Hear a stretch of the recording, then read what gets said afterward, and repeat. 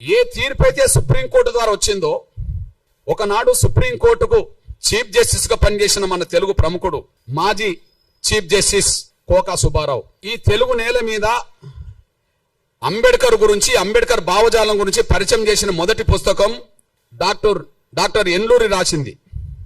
అది 6 దశాబ్దాల క్రితం వచ్చేసింది, ఇప్పటిది కాదు. 6 దశాబ్దాల క్రితం వచ్చింది, ఇప్పటిది కాదు. దానికి ముందు మాట రాసింది అప్పుడే. నేను ఇప్పుడు మీకు చూపెడుతున్న పుస్తకం ఈ రోజు రాసుకున్నది కాదు. ఇప్పుడు ఆ మేధావి కోకా సుబ్బారావు అనేటైన అమాయకుడు కాదు, నిరక్షరాస్యుడు కాదు. ఇప్పుడు ఇచ్చిన సుప్రీంకోర్టు జడ్జిల కంటే పై హోదాలో ఉన్న వ్యక్తి. అతను చీఫ్ జస్టిస్ గా పనిచేసిన వ్యక్తి. ఈ దేశ కుల వ్యవస్థ గురించి రాస్తూ ముందు మాట, డాక్టర్ అంబేద్కర్ జీవిత చరిత్రకు ముందు మాట రాస్తూ ఏమన్నాడో ఒకసారి గుర్తు చేసుకుందాం. ఆయన మన తెలుగు ప్రముఖుడే, ఉన్నత వర్గాలకు సంబంధించిన వ్యక్తి వెలమ. ఆయన ఏం మాట్లాడిండో చదివినిపిస్తా. హిందూ మతానికి కులతత్వం ఒక వినాశ హేతువు. కులతత్వానికి రాజ్యాంగ చట్టంలో ఎలాంటి ప్రసక్తి లేకపోయినా అది ఏదో ఒక రూపంలో తాండవిస్తూనే ఉంది. చట్టం, సంఘ సంస్కరణ అనేవి 2 కులతత్వ నిర్మూలనోద్యమంలో కలిసి పనిచేయాల్సిన అవసరం ఉన్నది. చట్టం, సంఘ సంస్కరణ అనేది 2 కులతత్వ నిర్మూలనోద్యమంలో కలిసి పనిచేయాల్సింది.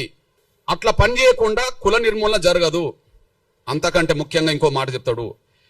అస్పృశ్యత అంతం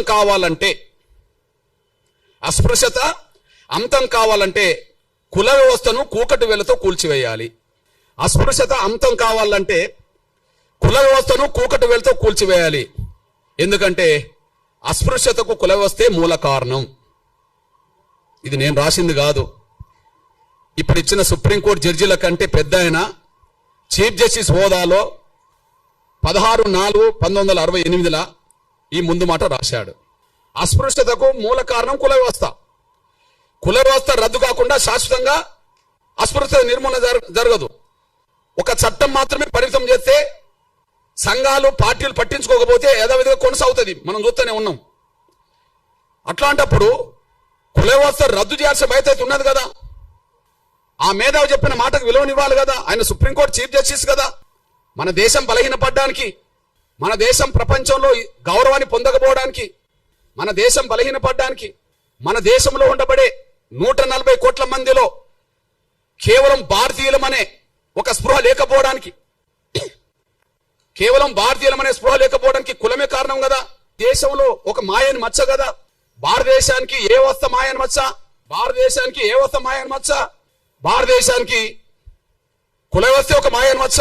అందుకు సాక్ష్యం మీ దృష్టికి తీసుకొస్తున్నా. ఈ దేశం బలహీనపడ్డది కుల వ్యవస్థ వల్ల.